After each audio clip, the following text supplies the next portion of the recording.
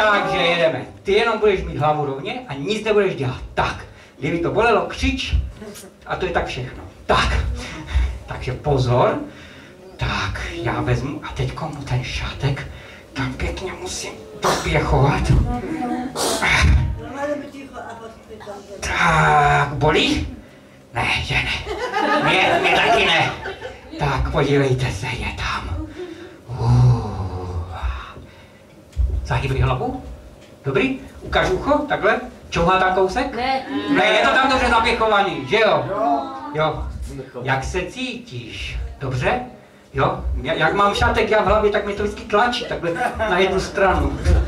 Tak já teďko vezmu a vytáhnu, všichni vidíte dobře, vytáhnu ho z druhé strany. Tak pozor, si kleknu tomu, pozor, teďko ho musím tady nadloubat.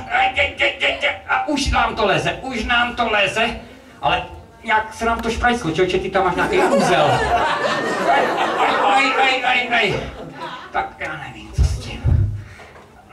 Já to tam radši dám nám zpátky, aby jsme nevytáhli něco, co nemáme.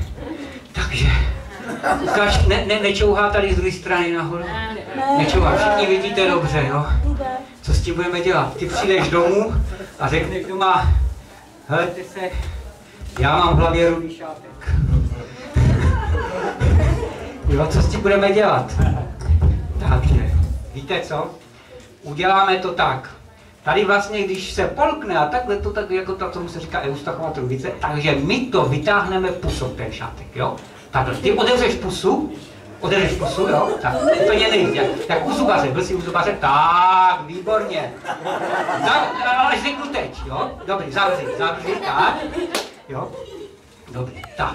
A vytáhnu ti ten šáteček z té pusy, až tou krku, až tou ucha, prostě vytáhnu. Tak, takže pozor, jsi připraven? Jste připraveni všichni? Dobře, tak jo. To je těžké kouzlo, protože jak se to nepovede, šátek zůstane v hlavě a bude chodit s rudým šátkem. Tak, pozor, řekám, teď! A já vytahuju, vytloupnu to a je tady!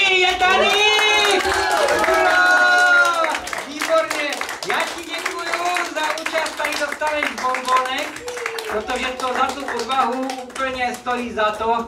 Takže vidíte, skvělý je to.